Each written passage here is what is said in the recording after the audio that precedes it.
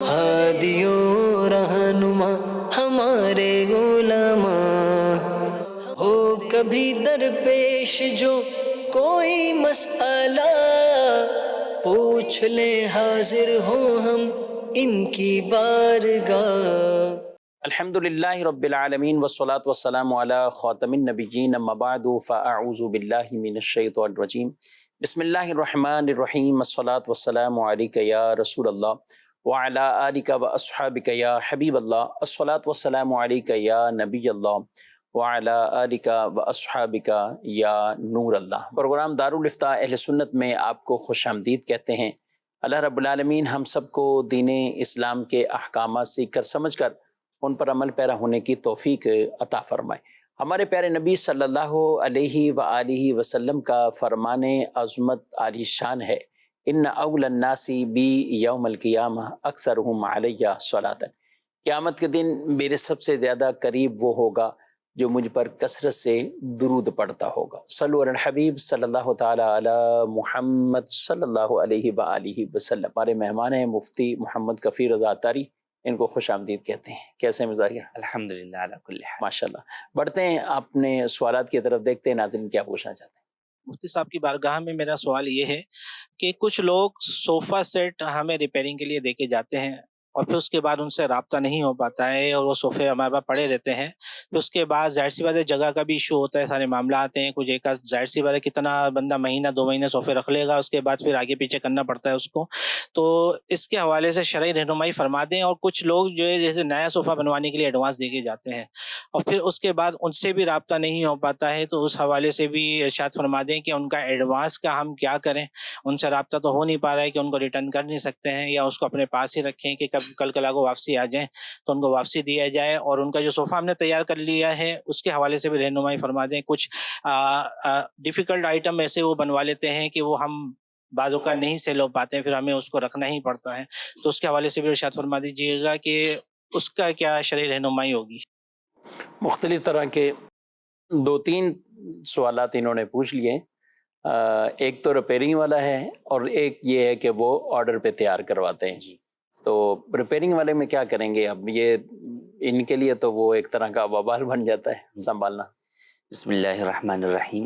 کوئی بھی چیز ریپیئرنگ کے لیے جب آپ کو دی جاتی ہے تو وہ آپ کے ہاتھ میں امانت ہوتی ہے، ٹھیک، اس کی حفاظت کرنا آپ پر لازم ہے، تو لہٰذا آپ کو چاہیے کہ حتی الامکان ان کے ساتھ آپ ایڈریس، فون نمبر وغیرہ جو ہے وہ لیں، تاکہ اگر وہ نہیں پہنچ رہے تو آپ ان تک پہنچ جائیں اور ان کی چیز ان کو دیں، کیونکہ یہاں پر اس بات کی آپ کو اجازت نہیں ہے کہ آپ ایک ٹائم کے بعد ان کی اس چیز کو سیل آؤٹ کر دیں۔ آپ کو بہرحال ان کی چیز بحفاظت رکھنی ہی ہوگی۔ ہاں، اگر وہ آپ کو فون پر ہی اجازت دے دیں کہ بھائی ٹھیک ہے سیل آؤٹ کر دیں، ہم نہیں لینا سیل آؤٹ کر دیں، ہم لینا نہیں چاہ رہے، یا اسکریپ کر دیں، تو جدا بات ہے، پھر جیسا وہ کہیں اس کے مطابق آپ کر سکتے ہیں، لیکن بہرحال جب آپ نے وہ چیز لی ہوئی ہے تو وہ چیز آپ کے حق میں امانت ہے، آپ پر اس کی حفاظت جو ہے وہ ہمیشہ لازم ہی رہے گی۔ تو ایسا ہوتا شاذ و نادر ہی ہے، کوئی ایک آدھ ایسا کسٹمر جو ہے وہ ٹکر جاتا ہے، لیکن اس کا طریقہ کار یہی ہے کہ آپ جو ہے وہ ایڈریس بھی جو ہے وہ پورا لیں، فون نمبر بھی پورا لیں، تاکہ نہ آنے کی صورت میں پھر آپ رابطہ کر لیں۔ ٹھیک۔ اور ویسے یہ اس طرح کے ملتے جلتے جو بھی مارکیٹ میں اور بھی کام کرتے ہیں، وہ چاہے کسی کا دھوبی کا شعبہ ہے جی تو ان کو لوگ کمبر رضائیاں پتہ نہیں کیا کیا دے جاتے ہیں، ان کا کہنا یہ ہے کہ وہ سردیاں ختم ہوتی تو دیتے ہیں، پوری گرمیاں ہمیں انتظار کرواتے ہیں اور پھر آخر میں اگلی سردی سے پہلے وہ لینے کے لیے آتے ہیں۔ جی، اور اسی پہ دیکھے جائیں تو کئی اور طرح کے جنریٹر ہیں، مختلف جو مشینریز والے ان کے پاس اس طرح کی چیزیں پڑی ہوتی ہے۔ اچھا، اس چیزوں سے بچنے کے لیے لوگ بس اوقات یہ لکھ کر لگا بھی دیتے ہیں کہ بھئی 3 دن کے اندر آپ وصول کر لیں اپنی چیز، ورنہ اس کے بعد ہم ذمہ دار نہیں ہوں گے۔ تو یہ ایک اعتبار سے ان کو سامنے کسٹمر کو جو ہے وہ پابند کرنے کے لیے تو ایک جدا بات ہے کہ چلیں جناب کوئی حرج نہیں ہے، لیکن بہرحال ایسا نہیں ہے کہ لکھ دینے سے آپ بری الذمہ ہو گئے یا آپ بولیں کہ ہم نے رسید پہ لکھ دیا تھا، تو ایسا نہیں ہے، نہ آپ اس چیز کو بیچ سکتے ہیں نہ ہی جو ہے وہ آپ بری الذمہ ہوں گے. آپ کو بہرحال اس کو اپنے پاس محفوظ ہی رکھنا ہوگا. اور جب اس طرح کا کام کرنا ہے تو ظاہر ہے کارخانہ یا کوئی اس کا انتظام تو جی کرنا ہی ہوگا. اور عام طور پہ دکان پہ تو نہیں، اس طرح کے جو فرنیچر ریپیئر ہو رہے ہوتے ہیں تو وہ ان کے کارخانے یا جی جو بھی ایسے گودام وغیرہ بنے ہوئے ہیں تو وہ وہیں کام کرتے ہیں اس کے، اور پھر سنبھالنا ہی ہوگا. تو دو صورتیں آپ کو بتا دیں، یا تو تاکید کریں، اور دوسرا یہ کہ نمبرز لے لیں، نمبر کے ذریعے، ایڈریس کے ذریعے، اگر وہ نہیں پہنچ رہے تو آپ رابطہ کریں، آپ پہنچ جائیں، اور ایسوں سے ہی وہ کام لیا جائے کہ جو واقعی ہی کام کروانے میں بھی سنجیدہ ہیں. بعض اوقات ان کے اپنے اس فرنیچر کی اگر کیفیت حالت ہی اتنی مالیت والی نہیں ہے اور زیادہ پیسہ اس کی مزدوری پر آ چکا ہے، جی تو وہ پھر شاید لینے سے ویسے بھی اکتاتے ہوں گے یا نہیں لے پاتے کسی وجہ سے بھی. تو ہونا یہی چاہیے. اچھا یہ تو ہو گیا. اب یہ جو کہہ رہے ہیں آرڈر دے کے جاتے ہیں، اب وہ کوئی قیمت بھی دے کے چلا ہی گیا، آرڈر بھی دیا ہوا ہے، اب آرڈر لینے نہیں آ رہا. دیکھیں، آرڈر کے اندر تو یہ ہے کہ جب تک آپ نے چیز اس کو سپرد نہیں کی وہ چیز بہرحال فی الحال آپ کی ملکیت ہے. ٹھیک. تو یہ ایسی چیزیں ہیں کہ جو عموماً تبدیل ہو جاتی ہیں، اس جیسی دوسرا چیز بنا کر دے دی جاتی ہے. جو موویبل چیزیں ہیں، صوفہ ہے، کوئی ٹیبل ہے، کوئی اس ٹائپ کی چیز ہے، تو اگر آپ نے اس کو سیل آؤٹ بھی کر دیا تو وہ آئے گا تو آپ اس کو دوسری چیز دے دیں گے بنا کر اسی جیسی. تو ایسی صورت میں آپ اسے سیل آؤٹ کرنے کا اختیار رکھتے ہیں. جو اس کا ایڈوانس آپ کے پاس ہے وہ اس کو آپ اپنے پاس نوٹ کر لیں، ریکارڈ میں رکھ لیں کہ بھئی ٹھیک ہے، جب بھی یہ شخص آئے گا تو اسے اس کے یہ پیسے واپس کرنے ہیں یا اس کی چیز بنا کر دینی ہے. تو یہاں پر ایسا نہیں ہے کہ وہ جو آئٹم آپ نے بنایا ہے وہ آپ بیچ نہیں سکتے. یہاں وہ آپ بیچ سکتے ہیں آئٹم، اس میں کوئی حرج نہیں ہے. البتہ انہوں نے کہا کہ بسا اوقات وہ ایسی چیز بنوا لیتے ہیں جو عام مارکیٹ میں سیل آؤٹ نہیں ہو رہی ہوتی، تو اسے پھر رکھنا ہی ہوتا ہے. تو انڈرسٹوڈ سی بات ہے، اسے پھر آپ جو ہے وہ دو ہی کام کریں گے، یا تو آپ اسے حفاظت کے ساتھ رکھیں گے یا جو ہے وہ آپ اسے سیل آؤٹ کریں گے. یہ بھی ہو سکتا ہے کہ آپ اس کے اندر آپ نے دیکھا کہ بھئی اب بک بھی نہیں رہا تو چلیں اب اس کو دوبارہ جو ہے وہ کھول دیتے ہیں اور کھول کے اس کا جو مٹیریل ہے اس سے کچھ اور بنا دیتے ہیں. خواہ میں جگہ بھی گھیر رہا ہے اور پیسہ بھی اس نے جو ہے وہ اس میں انویسٹمنٹ بھی ہماری لگی ہوئی ہے، تو اس کا بھی آپ کو اختیار ہے. صحیح. ایسی صورت کے اندر اب آپ کہیں کہ جناب بنانے کے بعد ہم نے اس کو کھولا اور بیچا یا اس کے مٹیریل کو کسی اور جگہ استعمال کیا تو اس میں ہمیں نقصان ہو گیا، تو یہ نقصان آپ کسٹمر سے وصول نہیں کر سکتے، کیونکہ بہرحال آپ نے اس کو اس کی چیز ڈیلیور نہیں کی. اگرچہ اس کی بھی کوتاہی ہے کہ وہ ریسیو کرنے نہیں آیا، لیکن ایسی صورت کے اندر عموماً ہمارے یہاں اکتفا کیا جاتا ہے فون نمبر کے اوپر. ایڈریس وغیرہ لینے کا جو ہے وہ مزاج ہے نہیں. جی بالکل ایسا. اب فون نمبر پہ یہی کہ بھئی فون نمبر پہ اس شخص سے رابطہ نہیں ہوا، خدا نخواستہ اس کا ہی ایکسیڈنٹ ہو گیا، کوئی ایسا معاملہ ہو گیا کہ جس کی وجہ سے وہ، اور یہ ایسا نہیں ہے کہ جو یہ اس طرح کے کیسز ہوتے ہیں یہ بہت درپیش ہوتے ہیں، کبھی کوئی ایک آدھ جو ہے وہ اس طرح کا آ جاتا ہے. تو بہرحال کوشش یہ کریں کہ آپ اس کا مکمل ایڈریس لیں تاکہ اگر فون پر رابطہ نہ ہو سکے، کبھی کسی کا موبائل گم ہو جاتا ہے، کوئی اور مسئلہ ہو جاتا ہے، سم اس کی جو ہے وہ نہیں نکل رہی ہے، نہیں نکالی اس نے، تو یوں بہت سارے مسائل کی وجہ سے بھی بسا اوقات رابطہ نہیں ہو پاتا. اس کا تجربہ ہمیں یوں ہے کہ دارالفتہ سے جب ہم کبھی ساحل کو کال کرتے ہیں تو وہ بھی نہیں رابطہ کرتا، تو وہ رابطے میں نہیں آ رہا ہوتا. تو اس لیے کوشش کرتے ہیں کہ بھئی 1 سے 2 نمبر لے لیں ان کے، تو یوں رابطے کی صورت جو ہے وہ بنائی جائے بہرحال اور ان کو دیا جائے. لیکن اگر وہ نہیں آتے تو آرڈر والی صورت میں تو آپ کے پاس یہ اختیار ہے کہ آپ اپنا وہ ان کا جو آرڈر تھا وہ آپ سیل آؤٹ کر دیں. اب اگر وہ آتا ہے تو آپ کہہ سکتے ہیں کہ بھائی آپ اپنا ایڈوانس پکڑ لیں، آپ کا ہم نے اتنے دن انتظار کیا، اس کے بعد ہمیں بیچنا پڑا، یا آپ دوبارہ وقت دے دیں تو ٹھیک ہے، ہم دوبارہ آپ کی چیز جو ہے وہ بنا کر آپ کو دے دیں گے فلاں تاریخ کے اوپر. اب ریٹ وہی رکھنے پڑیں گے یا نئے طے کر سکتے ہیں؟ نئے ریٹ طے کر سکتے ہیں، پچھلا جو ہے وہ کینسل کر سکتے ہیں کہ وہ ہم نے کینسل کر دیا. یہ مطلب یہ ہر معاملے میں یا صرف جو آرڈر پہ چیز تیار ہوتی ہے یہ اس معاملے میں؟ یہ آرڈر والی چیز کے اندر معاملہ ہے. جو چیز جو ہے وہ آرڈر والی نہیں ہے، ایک شخص سے وہ مثال کے طور پر آپ سے آ کر خرید کے چلا گیا کہ بھئی یہ والا ٹیبل ہے، یہ ٹیبل میں آپ سے خرید رہا ہوں، ٹھیک ہے، فکس ٹیبل جو ہے وہ اسپیسیفک، ہاں، اور پیمنٹ کر دی. اب مثال وہ کہتا ہے میں کل آتے ہوئے آفس سے اٹھا لوں گا، اب یہ ٹیبل آپ سیل آؤٹ نہیں کر سکتے اسے، یہ اس کا کسی اور کو، یہ اس کا ہو گیا، اس کا بھی ہو گیا, اس کا قبضہ بھی ہو گیا نا, خرید ملکیت بھی اس کی ہو گئی, اور عموماً جب وہ لینے کے لیے آیا ہوا ہے تو وہیں کھڑا ہوا ہے ساتھ میں, تو اس کا قبضہ بھی ہو گیا. تو لہٰذا اب اس کا حکم وہی پہلے والی صورت کے مطابق ہوگا کہ یہ بطور امانت آپ کے پاس ہے, آپ کو اس کی حفاظت کرنا لازم. ٹھیک ہے, اور اس میں ذمہ داری نبھانی چاہیے. اور جیسے بات کی آپ نے فتوے کی, تو کئی مرتبہ ایسا ہوتا ہے کہ فتویٰ بھی 1.5 2 سال بعد بھی لینے آ رہے ہیں. جی لکھوایا ہوا تھا, اچھا اب لینے آتے ہیں, بعد کا وراثت ہوتی ہے تو اس میں پتہ چلتا ہے کہ 1 2 مزید فوت ہو گئے. اب نیا فتویٰ, وہ کہہ رہے ہیں ہم نے لینے ہی آنا تھا جی, تو چونکہ ایک انتقال اور ہو گیا, تو اب کہا کہ وہ فتویٰ تو اب ایک انتقال اور ہو گیا تو مزید مسئلے میں اور آگے جو اس کی وضاحت ہوگی. تو یوں سال بھی گزر جاتے ہیں, 1.5 سال بھی گزر جاتے ہیں, کبھی کبھی تو بہت پرانا ہی کوئی فتویٰ لینے آتے ہیں, سیریل نمبر یاد رکھا ہوا اور سیریل بھی نہیں یاد رکھا ہوا, ویسے ہی مسئلہ یاد ہے. تو یہ ہر چیز میں ہم ایسے ہی کرتے ہیں. تو اس میں یہ ہر چیز میں عموماً کئی لوگ ایسے کر رہے ہوتے ہیں. گھر کے اندر ڈاکومنٹس سنبھالنا, ضروری کاغذات سنبھالنا, گاڑی کے کاغذات ہیں, بچوں کے تعلیمی کچھ ایسے ڈاکومنٹس ہیں, جب ضرورت پڑتی ہے تو اس وقت سب ڈھونڈ رہے ہوتے ہیں, تلاش کر رہے ہوتے ہیں کہ یہ کہاں ہے, یہ ادھر رکھا تھا, ادھر رکھا تھا.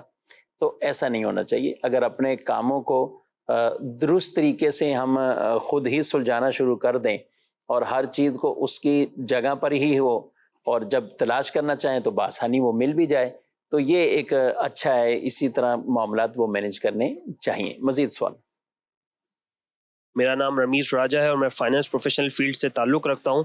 میرا آپ سے سوال یہ ہے کہ پراپرٹی سیل ہوتی ہے یا کوئی گاڑی وغیرہ سیل ہوتی ہے تو نارملی اس کی ڈیلیوری میں کافی ٹائم لگتا ہے, 1-2 مہینہ, کیونکہ گھر فوراً نہیں بندہ خالی کر سکتا یا گاڑی فوراً ڈیلیور نہیں کر سکتا جب تک آگے دوسرا نہ ملے یا کوئی اور ارینجمنٹ نہ ہو.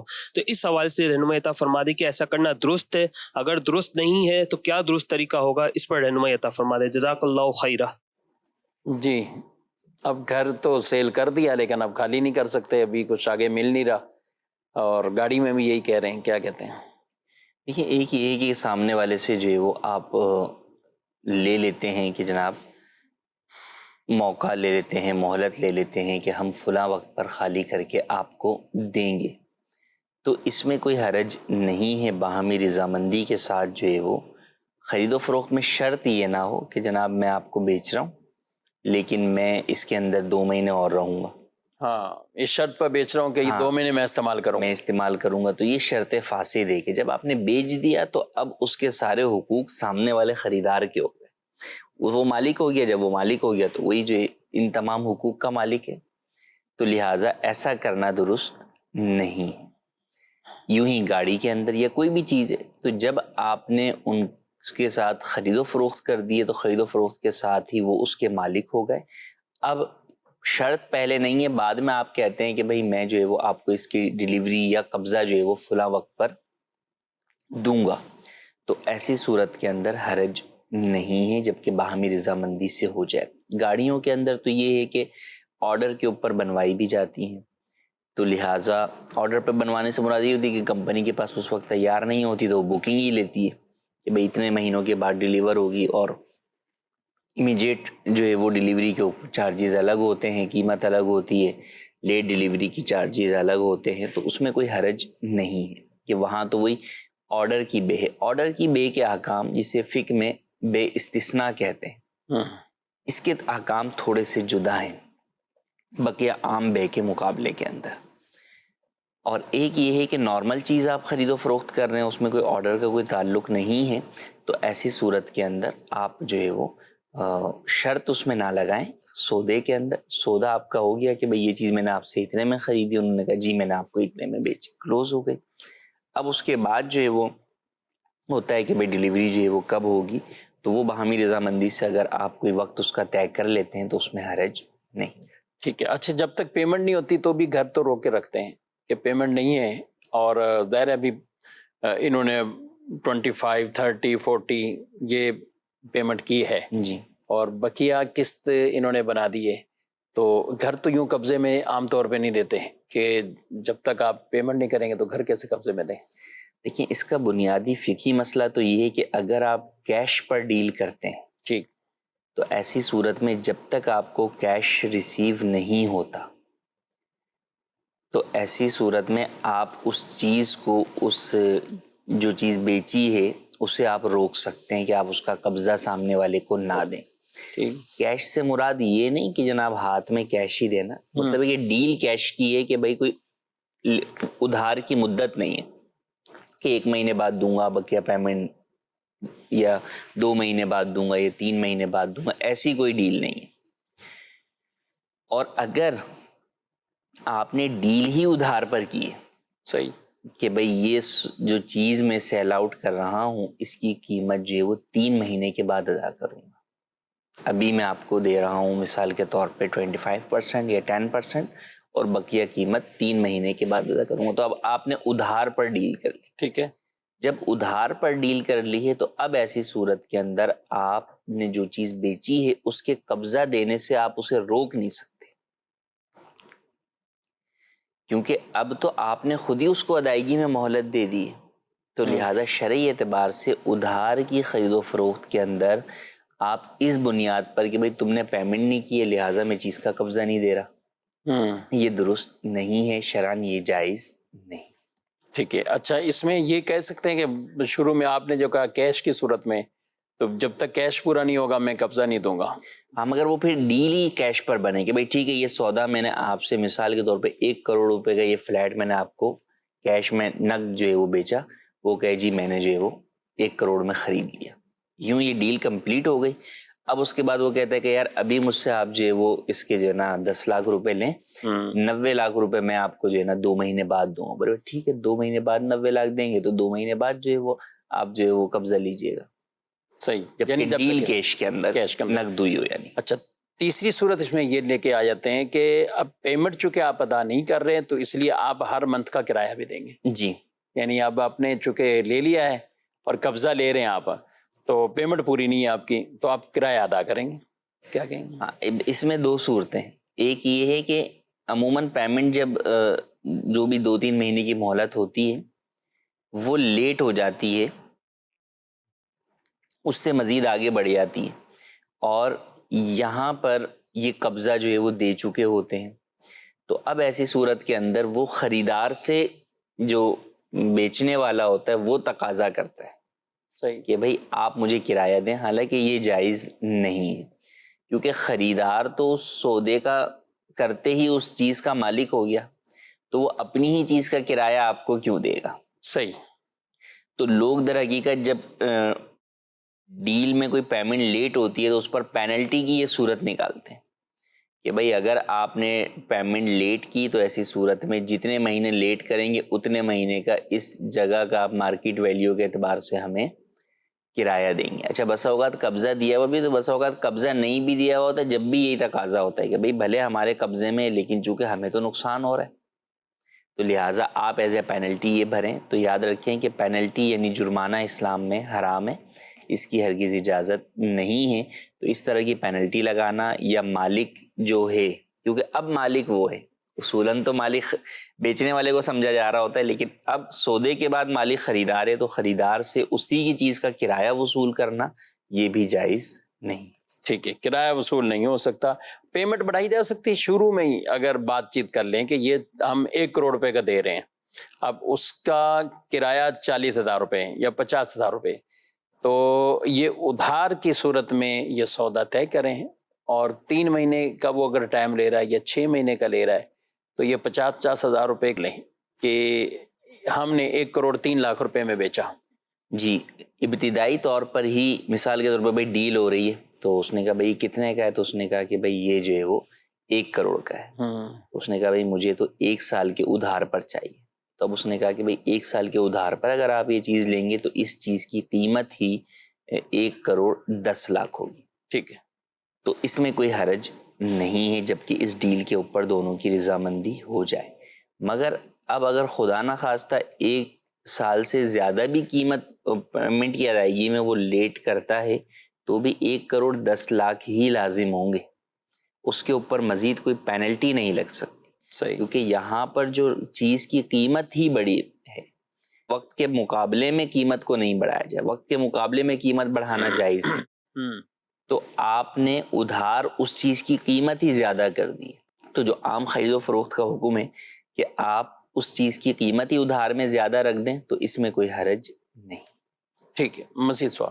میرا نام سید عرفان ہے اور میرا سوال مفتی صاحب سے یہ ہے کہ انسٹالمنٹ پہ کوئی چیز ہم پرچیز کرتے ہیں باہر سے کسی شاپ وغیرہ سے تو کہا جاتا ہے کہ وہ لین دین جائز ہے, لیکن اگر یہی چیز ہم بینک کے تھرو پرچیز کرتے ہیں تو وہاں پر اس کی کیا حیثیت ہے, کیا وہ جائز ہوگا یا نہیں؟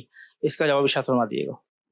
جی دیکھیں, خرید و فروخت قسطوں پر انسٹالمنٹ کے اوپر آپ چاہے بینک سے کریں یا کسی سے بھی کریں, بنیادی چیز ہم یہ نہیں بتاتے کہ بینک سے حرام ہے اور باہر سے حلال ہے. نہیں, ہم یہ بتاتے ہیں یا علماء یہ بتاتے ہیں کہ خرید و فروخت آپ کر رہے ہیں, اگر وہ شرعی طریقہ کار کے مطابق ہے تو وہ جائز ہے, اور اگر کوئی بھی ایسی شرط اس میں لگی ہوئی ہے جو کہ شریعت کے خلاف ہے تو وہ ناجائز ہے. اب وہ چاہے بینک کرے چاہے باہر والا کوئی آدمی کرے. تو اس میں بنیادی چیز کیا ہے کہ آپ اس چیز کی قیمت طے کریں کہ بھئی یہ چیز ہی اتنے کی ہے, ادھار میں اس کی قیمت بڑھا کر آپ طے کر لیں, اور قسط لیٹ ہونے پر کسی قسم کا کوئی جرمانہ نہ ہو اور بھی کوئی ناجائز شرط نہ ہو. تو یہ ہے خرید و فروخت قسطوں پر.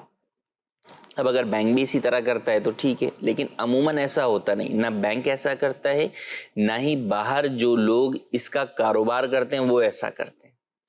انفرادی حیثیت میں تو کوئی آپ کو اس طرح قسطوں میں دے دے گا جو ہم نے طریقہ کار بیان کیا, لیکن باہر بھی جو عام طور پہ قسطوں میں ڈیل کرنے والے ڈیلر بیٹھے ہوتے ہیں وہ بھی بینکوں والی طرز پر ہی کر رہے ہوتے ہیں کہ ناجائز شرطیں ہوتی ہیں کہ بھئی آپ قسط لیٹ کرو گے تو آپ کو اتنا جرمانہ بھرنا پڑے گا. تو لہٰذا یہ جائز نہیں ہے. پھر بینکوں میں ایک مسئلہ یہ بھی ہے کہ بینک بسا اوقات وہ چیز آپ کو قسطوں میں نہیں بیچتا, بینک آپ کو اس کا لون فراہم کرتا ہے کہ بھئی میں تو آپ کو یہ 1,00,000 روپے دے رہا ہوں. ٹھیک.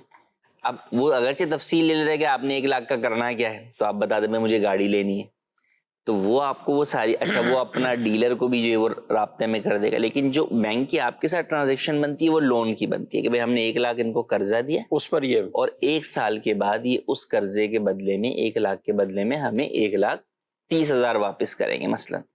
تو یہ تو سیدھا سیدھا سود ہے جو کہ حرام ہے, جائز نہیں ہے.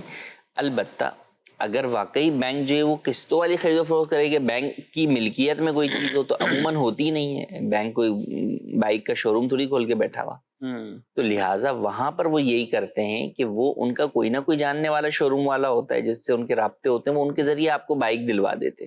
صحیح. لیکن آپ سے ڈیل لون کی ہو رہی ہوتی ہے, اور اگر بہرحال کوئی بینک واقعی جو ہے وہ آپ سے ڈیل بھی خرید و فروخت کی کرے تو دار و مدار پھر وہی آ جائے گا کہ اس کے اندر کوئی ناجائز شرط نہ ہو, پینلٹی اس کے اندر نہ ہو, اس چیز کی قیمت طے ہو, انشورنس وغیرہ کی شرط نہ ہو.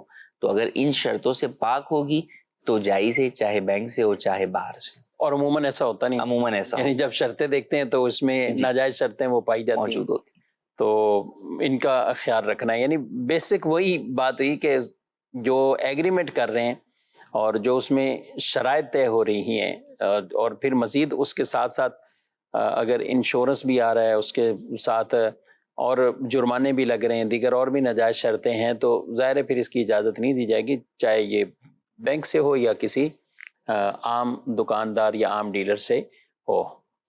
جی مزید سوال. جی میرا مفتی صاحب سے یہ سوال ہے, بھائی جان بعض لوگ کہتے ہیں کہ اللہ تعالیٰ اوپر ہے, بعض جہالت کی وجہ سے کہتے ہیں کہ اوپر والا, لیکن ہم یہ سوال کرتے ہیں کہ ہم کیا عقیدہ رکھیں. جی اللہ پاک کے لیے کیا کہنا چاہیے؟ بعض لوگ اوپر کہتے ہیں, اوپر والا کہہ دیتے ہیں. دیکھیں اللہ پاک سمت سے اور مکان سے پاک ہے. ہر وہ چیز جس میں احتیاج پایا جائے, یعنی چونکہ اللہ پاک محتاج نہیں ہے کسی چیز کا, ہر کوئی رب کا محتاج ہے, رب کسی کا محتاج نہیں ہے. کسی سمت کو بھی اللہ نے پیدا کیا, ہر جگہ کو بھی اللہ نے ہی پیدا کیا. ٹھیک. تو لہٰذا جب یہ چیزیں نہیں تھیں اس وقت بھی رب تھا. تو اس سے یہ پتا چلا کہ یہ چیزیں اللہ پاک کے لیے نہیں ہیں, اللہ پاک کی شان کے لائق نہیں ہیں.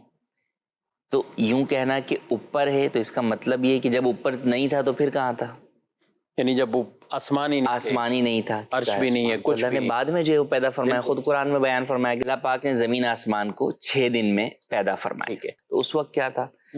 تو رب اس وقت بھی تھا. تو اللہ پاک کے لیے ایسے جملے بولنا ہرگز درست نہیں ہے, بلکہ کفریہ جملے ہیں یہ. تو لہٰذا ایسا ہرگز نہیں کہنا چاہیے کہ اللہ اوپر والا ہے یا اوپر ہے, ایسے جملے بچوں کو بھی نہیں بتانے چاہیے، خود بھی نہیں کہنے چاہیے۔ اللہ پاک کے لیے جو الفاظ ہمیں کہنے ہیں وہ اللہ پاک سمیع ہے، بصیر ہے، علم و قدرت اس کی جو ہے وہ ہر جگہ موجود ہے، تو اس طرح کے الفاظ کہے جائیں۔ اسی طرح بعض لوگ یہ جملہ بھی کہہ دیتے ہیں اللہ تعالیٰ ہر جگہ موجود ہے، تو یہ جملہ بھی درست نہیں ہے۔ علم و قدرت اللہ پاک کی ہر جگہ ہے، اللہ پاک کسی جگہ میں آنے سے پاک ہے۔ تو یہ عقیدہ پیش نظر ہو کہ اللہ پاک جگہ سے، دائیں بائیں اوپر نیچے جو سمتیں ہیں ان سے پاک ہے۔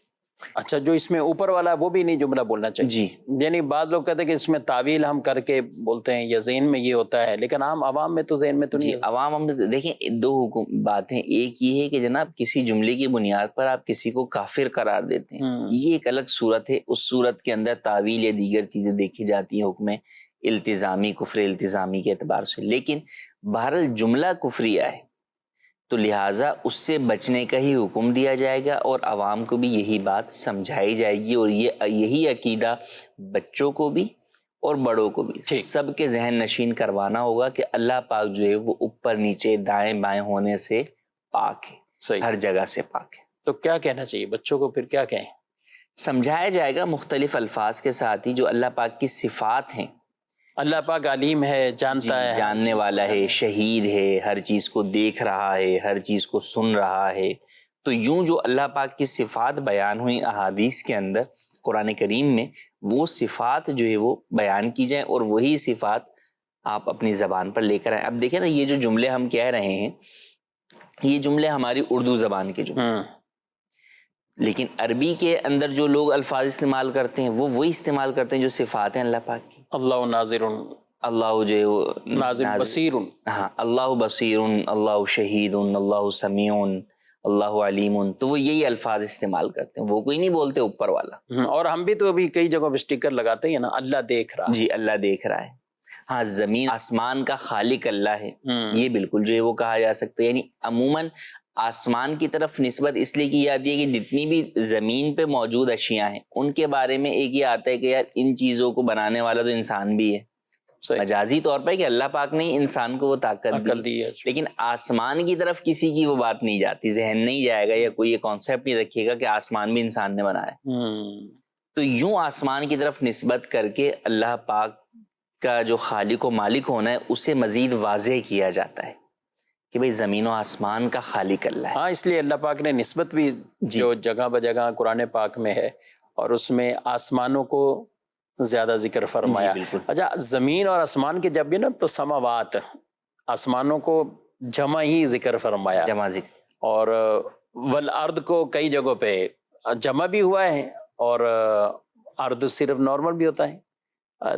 تو الذی لہ ملک السماوات والارض، تو والارض کو وہ کہا ہے، تو اس میں بھی کئی حکمتیں بیان کی کہ یہ جو سماوات کو جمع ذکر کیا نا، تو ہر آسمان کے درمیان بھی اتنا وقفہ ہے، اور وہ ایسا نہیں کہ بالکل ایک آسمان اور پھر دوسرا آسمان اس کے ساتھ چپٹا ہوا۔ زمین کے بارے میں تو ہے نا، جیسے پیاز ہیں، جی، تو پیاز کے جو پرتوں کی طرح چھلکے آپس میں آسمان میں، ایک آسمان سے دوسرے آسمان کے درمیان جو ہے وہ ایک قول کے مطابق 500 برس راہ مسافت ہے، مسافت جو ہے وہ یہ مسافت ہے، اور پھر مختلف آسمان بھی جو ہے وہ اس کے اندر مختلف اجناس سے بنایا گیا، یعنی اجناس سے، اور پھر ہر ایک آسمان دوسرے آسمان سے بڑا ہے۔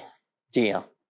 تو اور ایک اس میں یہ کہ جیسے سورج کی ہم بات کریں تو چوتھے آسمان پر سورج ہے، اور فرمایا کہ اس آسمان کا جو ایک ذرہ ہے اس کا ایک نام لیا امام اہل سنت نے، تو فرمایا کہ وہ جتنے نیچے آسمان ہیں ان سب سے بڑا صرف اس کا وہ ذرہ ہے۔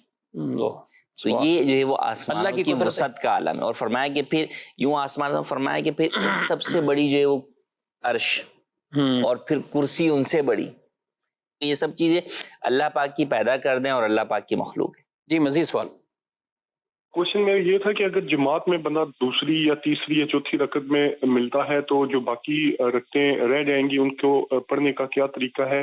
جی دیکھیے، سب سے پہلے تو ملنا کسے کہتے ہیں، یعنی آپ کو رکعت مل گئی، اگر رکوع مل گیا تو آپ کو رکعت مل گئی، تو اس کا مطلب جس رکعت کے رکوع میں آپ مل گئے وہ اب آپ نے بعد میں نہیں پڑھنی، اس سے پہلے جو فوت ہو گئی وہ پڑھنی. تو اگر دوسری رکعت کے رکوع میں مل گئے تو اب آپ کو سلام پھیرنے کے بعد ایک رکعت ہی پڑھنی کہ پہلی نہیں ملی آپ کو. صحیح. اور اگر آپ دوسری رکعت میں رکوع کے بعد ملے ہیں تو اب 2 رکعتیں آپ کی باقی ہیں. تو اب لہٰذا امام کے سلام پھیرنے کے بعد آپ کھڑے ہوں گے اور 2 رکعت ادا کریں گے اور دونوں میں سورہ فاتحہ بھی پڑھیں گے اور سورت بھی ملائیں گے اور آخر میں آپ جو سجدہ کر کے نماز مکمل کر لیں گے. ان 2 رکعتوں کے بیچ میں آپ کو مزید سجدہ کرنے کی حاجت نہیں ہے. یہ 4 رکعت والی نماز کا میں حکم بیان کر رہا ہوں. مسئلہ آتا ہے تیسری رکعت کے اندر یا مغرب کی نماز کے اندر مسئلہ آتا ہے.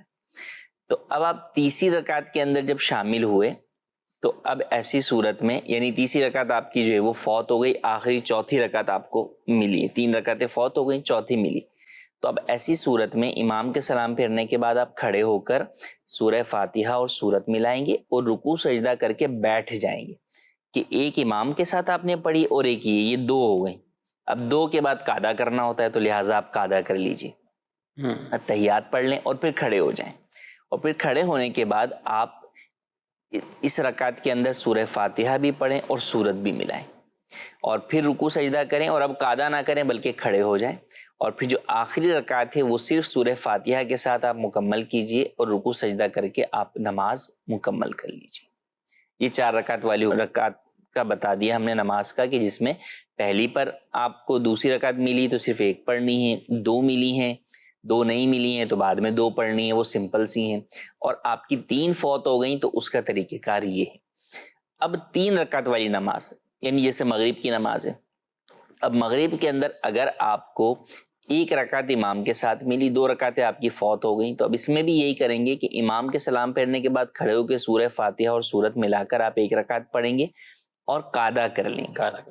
اور قاعدہ کرنے کے بعد آپ پھر کھڑے ہوں گے, پھر 1 رکعت پڑھیں گے اور اس میں سورہ فاتحہ اور سورت دونوں پڑھیں گے اور پھر آپ نماز مکمل کر لیں گے.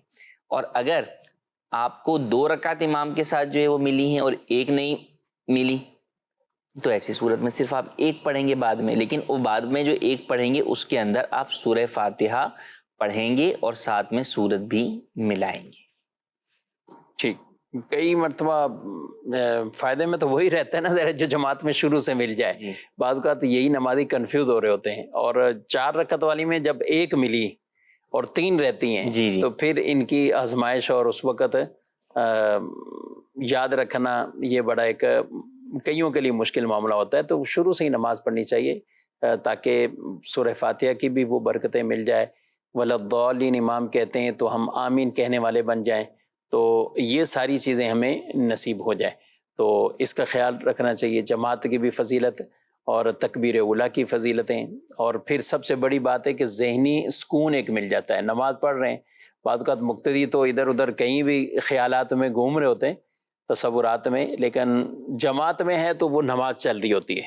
یہ ان کو ترغیب نہیں دے رہا کہ جماعت میں نماز پڑھیں اور خیالات جہاں مرضی لے کے جائیں. خیال توجہ ہمیں نماز کی طرف رکھنی چاہیے. ہاں قرات چونکہ امام نہیں کرنی ہوتی, تلاوت امام نہیں کرنی ہوتی ہے, تو وہ ہمیں خاموشی سے سننے کا حکم ہے. چاہے ہم ظہر اثر کی نماز میں ہوں تو امام کی ہی قرات ہمارے لیے قرات ہے, خاموش رہیں گے, لیکن کوشش حتی الامکان یہی کریں کہ توجہ آپ کی وہ نماز کی طرف ہی رہنی چاہیے. ناظرین کرام, آپ نے پروگرام ملاحظہ کیا ہے, ہمارے اس پروگرام کا وقت اپنے اختتام کو پہنچا. اللہ پاک علم دین کا ذوق شوق ہمیں عطا فرمائے اور علم دین سیکھ کر سمجھ کر اس پر عمل پیرا ہونے کی توفیق عطا فرمائے.